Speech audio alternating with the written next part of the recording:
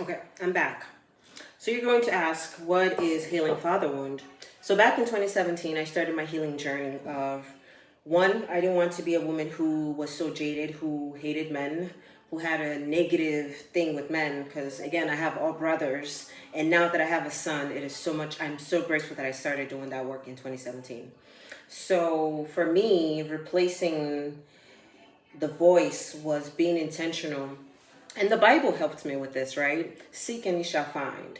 So I was like, okay, I've grown up with this father who is put down, brute with his words, um, lacks emotional intelligence, unable to read the emotions, the body language of the person right in front of him. So I started doing the inner work. Seek and you shall find. Seek and you shall find. I'm blanking on the exact Bible verse that is, but seek and you shall find. And my thing was, I've always wished was, oh, I wish my father was kind. I wish he spoke nicer. I wish he spoke kinder words and all of that. So if my father is this, what else is there? And I started doing the work. The first person that I started listening to was T.D. Jakes. I don't play about T.D. Jakes.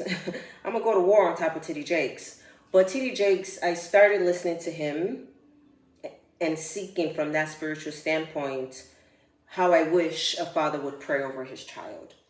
Infuse starting from the spiritual sense of boosting you from that spiritual place. And I started, but what even led me to T.D. Jakes was I was really trying to get into forgiving. And I kid you not, from the whole 2017, it felt like from 2017 to 2018, for a whole year straight, I listened to Let It Go sermon by T.D. Jakes. It's an old sermon, but boy, oh boy, that was a good sermon. That started really helping me doing a deeper dive into the Bible, doing a deeper dive into understanding, okay, you got to let go of bitterness, some stuff with bitterness and rage and Colossians. You got to get rid, you have to kind of work that out. But T.D. Jakes was a good starting point. Okay, we gotta expunge all of that stuff out from a spiritual, from inside out, from within. That led into finding Les Brown, because I was intentional about finding men, black men, whose voice I could replace,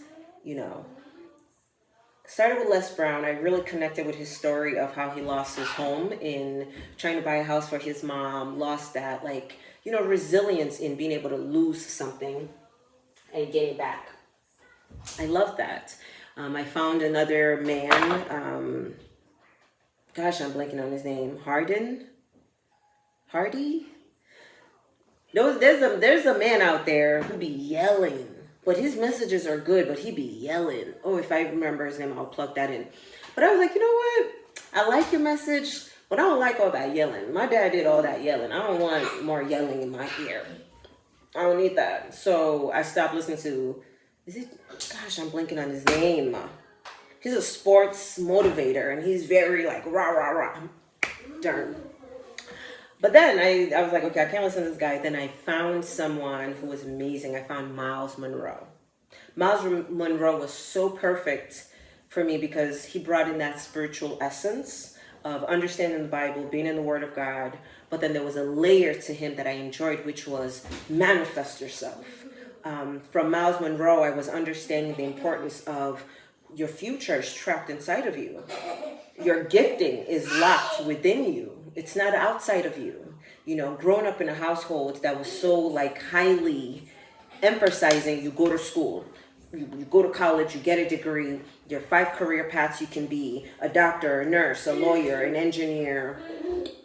I don't know, anyone that's making good money somewhere in there. Accountants, like doctor, nurse, lawyer, engineer, and then any good one right here that's going to make good money.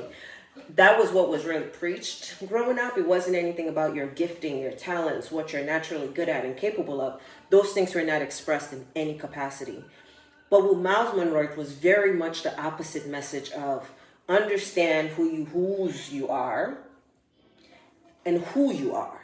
And all within that gifting and talent. And from 2017, just listening to those messages, if I'm driving to work, if I'm coming back from work, if I am cooking, if I am doing something, I'm always making sure I'm constantly infusing those sermons the motivational speech, all of that in myself, so that way they're drowning out the voice that I grew up with, telling me that I can do something, I can be anything, I'm not going to make it, I'm not going to be successful, constantly infusing in the positive words and all of that I need to do.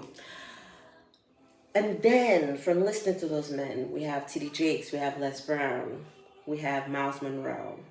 And then there was, oh my gosh, the ultimate person that I found that I'm just like, ding, ding, ding, ding, ding. If I could close my eye, if I could handpick how I wish my father could speak to me,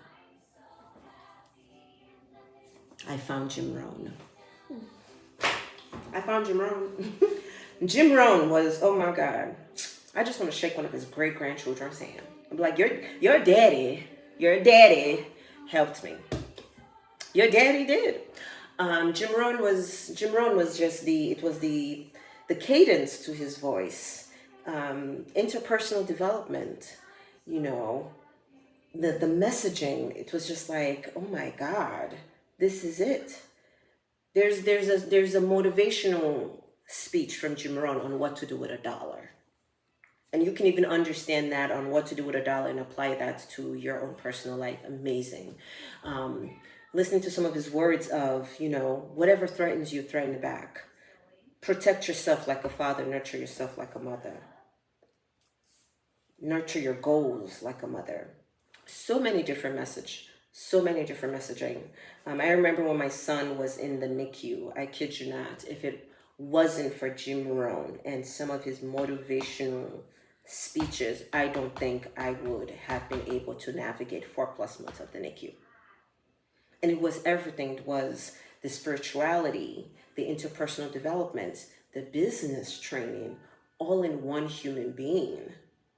And the reason why, again, it's a voice thing, because Jim Rohn is a white man. You know what I mean? So it was just like, it doesn't even matter about race. It's like, if I could handpick what I want a voice of a father to sound like, that is it. Jim Rohn then led into finding out about Brian Tracy, getting there, and Brian Tracy is very much business and all of that. And it always just led into a domino effect of listening to different men, different awesome men who are starting businesses, doing awesome things, who failed, pick themselves back up, and listening to that. And now I am 7 years in to the point where I can recognize and say, hey, if my father is not in my life, I'm going to be okay. Because I'm making sure, one, I'm doing the part in actively forgiving. And two, it is important that I replace his voice with the voice in which I desire to be spoken to. So I don't know who your replacement needs to be. I don't know who you need to find and who you need to listen to. But seek and you shall find. Go find how you wish you were spoken to. Go find mentors. Go find people that you can listen to and